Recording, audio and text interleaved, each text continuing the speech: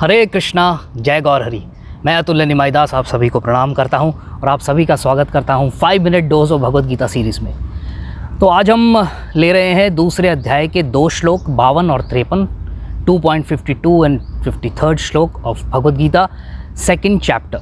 तो आइए देखते हैं क्या कहा गया इन दोनों श्लोकों में। जब तुम्हारी बुद्धि मोह रूपी सघन वन को पार कर जाएगी तो तुम सुने हुए तथा सुनने योग्य सबके प्रति अन्य मनसक हो जाओगे। जब तुम्हारा मन वेदों की अलंकारमयी भाषा से विचलित ना हो और वह आत्म साक्षात्कार की समाधि में स्थिर हो जाए, तब तुम्हें दिव्य चेतना प्राप्त हो जाएगी।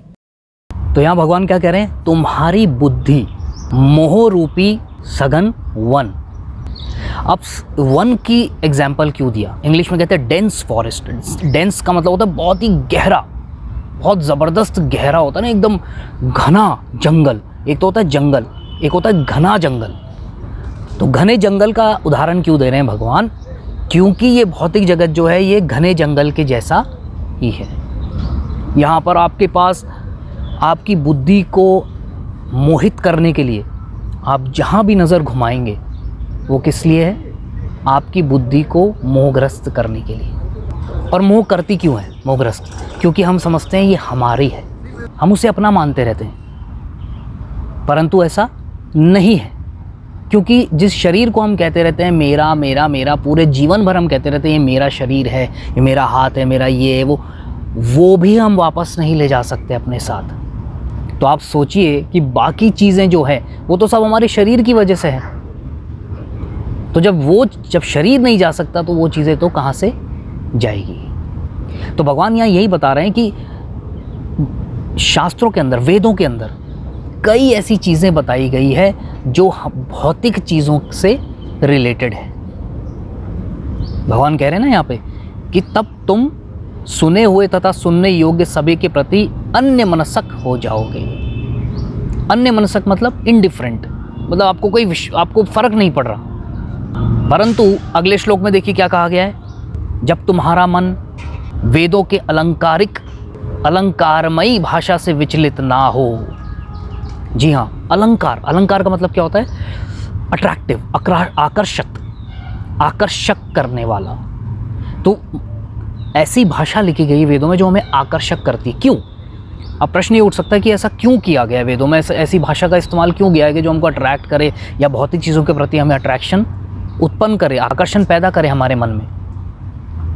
तो वो इसलिए है, गुरुजी बताते हैं कि जैसे बच्चा होता है, हमें कोई भी काम उससे करवाना होता है तो हम उसको क्या करते हैं? लालच देते हैं, आकर्षण पैदा करते हैं। देख तुझे वो मिलेगा, तुझे वहाँ घुमाने ले जाएंगे, तुझे यहाँ घुमाने ले जाएंगे, तू अच्छे से पढ़ाई करेगा तो कल तुझे आइसक्रीम खिलाने ले जाएंगे, इस तरीके की बातें। तो उसी तरीके से वेदों में भी बताया गया है कि तुम अगर ये अनुष्ठान करोगे, ये रिचुअल करोगे, ये पूजा करोगे तो आपको ये मिल जाएगा। क्योंकि हमारी वो प्रवृत्ति वैसी है कि जब तक हमें कोई चीज़ लालच ना दिया जाए ना, तब तक हम उसको नहीं करते। तो वेदों के इंस्ट्रक्शंस पर, उपदेशों पर चलने के लिए ये अलंकारिक शब्द यूज़ किए गए हैं कि कम से कम वेदों को कुछ तो फॉलो करें, चाहे भौतिक चीज़ों के लिए करें, परंतु करें। That is the main purpose. परंतु भगवान क्या कह रहे हैं यहाँ पर कि भाषा से विचलित, अलंकारमयी भाषा से विचलित ना हो और वह आत्म साक्षात्कार की समाधि में स्थिर हो जाए। तो आत्म साक्षात्कार का मतलब क्या है? सिंपल, कि हु एम आई, मैं कौन हूँ और मैं किसका अंश हूँ। आत्मा मैंने आपको बताया दिव्य है, भगवान भी दिव्य हैं, हम भगवान के अंश हैं। तो हमारा संबंध किनसे है? भगवान श्री कृष्ण से। तो उस संबंध में हमें कार्य किस तरीके से करना है वो बताते हैं। तो गुरुजी यहाँ क्या समझा रहे हैं कि आत्म साक्षात्कार का रियल मीनिंग ये है कि मेरा कोई अस्तित्व ही नहीं है भगवान कृष्ण के बिना। और यहाँ क्या कहा है भगवान ने? आत्म साक्षात्कार की समाधि। तो प्रभुपाद जी परपट में लिख रहे हैं समाधि का अर्थ क्या होता है? जो पूर्णतया कंप्लीट कृष्ण भावना भावित हो चुका हो। दैट मीन्स हम हर समय भगवान कृष्ण के बारे में ही सोच रहे हैं। इसका मतलब ये नहीं कि हम और कोई काम ही नहीं कर सकते, नहीं, ऐसा नहीं होता। एक बिजनेसमैन हर समय किसके बारे में सोचता है? कि मेरा बिज़नेस मैं कैसे बढ़ाऊँ, कैसे मैं ज़्यादा से ज़्यादा प्रॉफिट कमाऊँ। परंतु इसका मतलब क्या ये थोड़ी है कि वो सिर्फ बैठ के यही सोचता रहता है वो, और ना वो नहाता है, ना वो खाता है, ना वो कपड़े पहनता है। ऐसा तो नहीं होता। सुबह उठ के ब्रश भी करेगा, नहाएगा भी, खाना भी खाएगा, सारी चीज़ें करेगा, परंतु उसके बैक ऑफ द माइंड क्या चल रहा है कि मुझे अपने बिज़नेस को किस तरीके से ग्रो करना है, कैसे मुझे उसे बढ़ाना है। तो उसी तरीके से उसके लिए वो समाधि है। परंतु यहाँ भगवान कह रहे हैं आत्म साक्षात्कार की समाधि, यानी कि वो हर समय क्या सोच रहा है कि मैं किस तरीके से भगवान कृष्ण की सेवा में अपने आप को लगा सकूं। इसे कहते हैं आत्म साक्षात्कार की समाधि। और जब वो ऐसा सोचता रहता है हर समय, तब वो दिव्य चेतना कहलाती है। वैसे तो चेतना दिव्य ही होती है, आत्मा, क्योंकि चेतना आत्मा की शक्ति है। परंतु जब हम भौतिक चीज़ों से घिरे रहते हैं और उन्हीं चीज़ों के बारे में सोचते रहते हैं, तो वो कवरिंग आ जाती है भौतिक चीज़ों की, भौतिकता की कवरिंग आ जाती है। तो फिर हम भौतिक चीज़ों के बारे में सोचते रहते हैं, तो वो भौतिक चेतना कहलाती है। परंतु जब हम भगवान कृष्ण के बारे में सोच रहे हैं, तो प्रभुपाद जी साफ कह रहे हैं कि आत्म साक्षात्कार की सर्वोच्च सिद्धि ये जान लेना है कि मनुष्य कृष्ण का शाश्वत दास है और उसका एकमात्र कर्तव्य क्या है, कृष्ण भावनामृत में कर्म करना। जो ऐसा व्यक्ति होता है वो वेदों के अलंकारमयी शब्दों से कभी भी विचलित नहीं होता, ना सकाम कर्मों के चक्कर में पड़ता है कि ये करूँगा तो मुझे ये मिल जाएगा, मुझे स्वर्ग की प्राप्ति हो जाएगी, मुझे बहुत सारा धन मिल जाएगा, मुझे बहुत सारा ज्ञान मिल जाएगा। नहीं, वो इन सब चक्करों में कभी नहीं पड़ता, क्योंकि वेदों में क्या बताया गया है, ये यज्ञ करना है, इस तरीके की तपस्या करनी है, ये करना है। तो जो कृष्ण भावनामृत में आ जाता है, जो भगवान कृष्ण के शरणागत हो जाता है, उन्हीं की सेवा में लग जाता है, तो इन चीज़ों के चक्कर में कभी नहीं पड़ता कि मुझे ये भी यज्ञ करना है, मुझे वो भी यज्ञ करना है। क्योंकि शास्त्र बताते हैं कि जो व्यक्ति भगवान कृष्ण को समर्पित हो जाता है, जो उनकी शरणागत हो जाता है, तो ऐसे व्यक्ति को किसी भी प्रकार का कोई दायित्व, कोई और कर्म, कोई दान, कोई पुण्य, कोई भी किसी भी रिचुअल को करने की आवश्यकता नहीं रह जाती। क्योंकि समस्त चीज़ों का सार क्या है, हर चीज़ के उद्गम कौन है, भगवान श्री कृष्ण।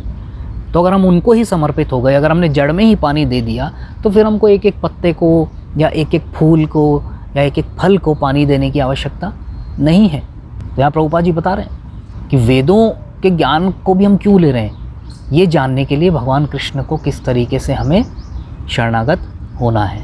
इसी प्रकार जो ये नहीं समझता कि वेदों का उद्देश्य कृष्ण तक पहुंचना है और अपने आप को अनुष्ठान आदि में व्यस्त रखता है, वह केवल अपना समय नष्ट कर रहा है। फॉर एग्जाम्पल, आपने एक पौधा लगाया, उदाहरण लेते हैं कि हमने एक पौधा लगाया, हम उसके पत्तों को कपड़े से साफ़ कर रहे हैं, गीला कपड़ा लिया और उसके पत्तों को यार बड़ा हरा भरा दिखना चाहिए, उसकी डालियाँ साफ़ कर रहे हैं, उसका जो वो तना है, सारे स्टेम्स हैं, एक एक चीज़ को एकदम क्लीन रख रहे हैं, परंतु नीचे से जड़ जो है वो सूखी जा रही है, उसमें पानी नहीं दे रहे हम।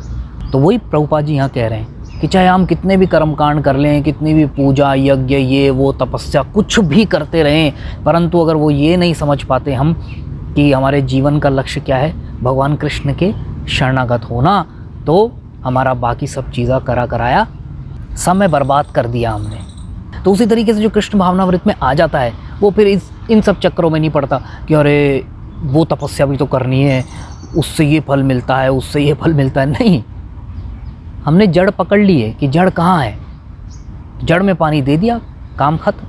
तो यहाँ प्रभुपाद देखिए क्या कह रहे हैं, कृष्ण भावनामृत में मनुष्य कृष्ण के सानिध्य में रहता है और कृष्ण से प्राप्त सारे उद्देश्य, आदेश उस दिव्य अवस्था में समझे जा सकते हैं। ठीक है, भगवान ने जो आदेश दे रहे हैं, जो दिए हैं, वो क्या है, दिव्य हैं। उससे कृष्ण या उनके प्रतिनिधि गुरु की आज्ञाओं का पालन मात्र करना होगा।